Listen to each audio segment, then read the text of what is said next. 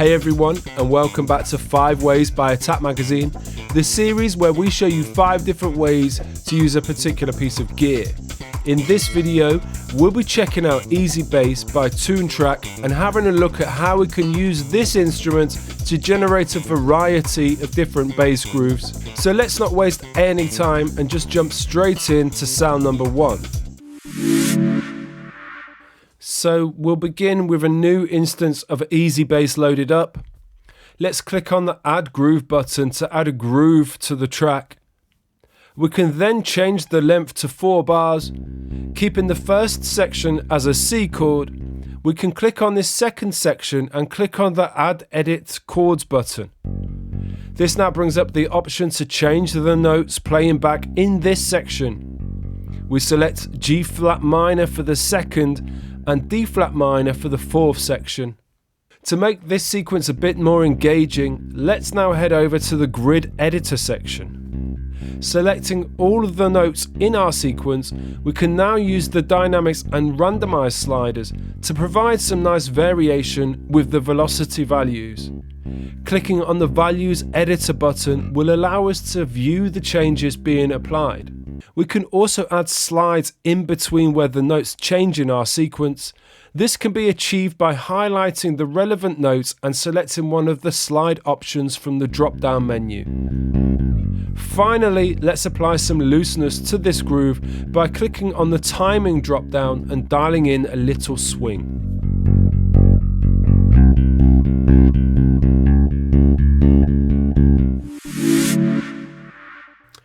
For our second groove, let's expand on the sequence we've already created and utilize some of EZbass's more advanced editing tools.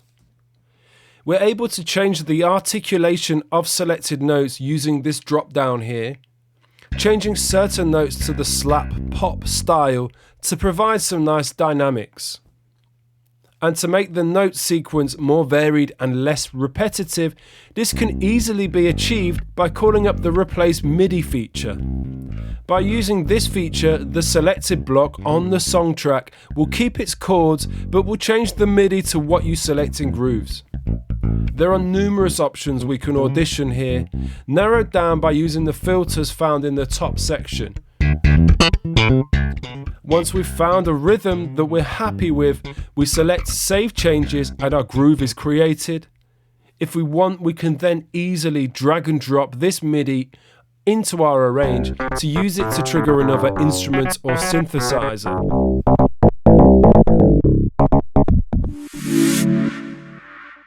Jumping to a different project now for our third sound, I've dragged over one of these grooves in EZbass over to the song track. It's not a bad starting point, but let's explore some of the editing features provided to switch up and customize this pattern. Clicking on the Edit Play Style drop-down, let's take a look at this amount control. Using this, we can quickly adjust the number of notes in our sequence, either dialing in a busier or more spacious groove.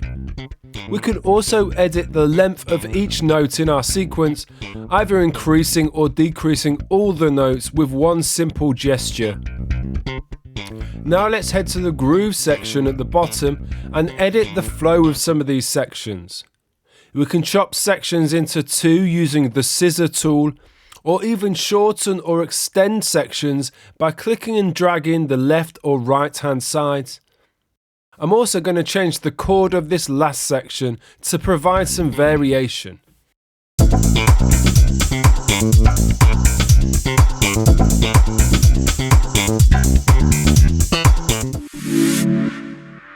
Okay, for this 4th sound, we'll take a look at the audio to MIDI feature that EZbass offers to generate a bass sound from pre-existing audio.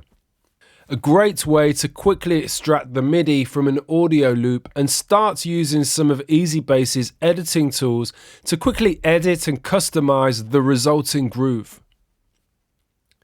Navigating to the audio tracker section of EZbass, we can drag and drop an audio file to convert it to MIDI. We take this bass loop.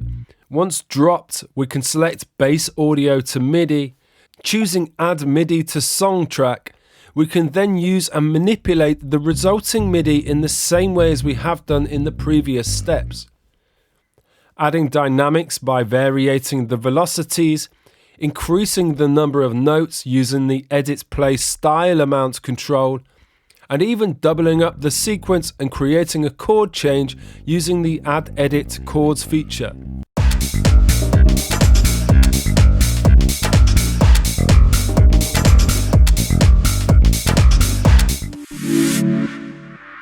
For the final sound, we'll try tapping in the groove using EZbass's Tap to Find feature. Heading over to the Grooves section, we can select the Tap to Find button. Clicking in a rhythm and then selecting Search for Groove, we'll see our clicked in MIDI groove below the Tap to Find button. We can drag this into the song track and begin customizing the created MIDI part. Here we've altered the playing style via the Replace MIDI option to create a slap bass disco style groove.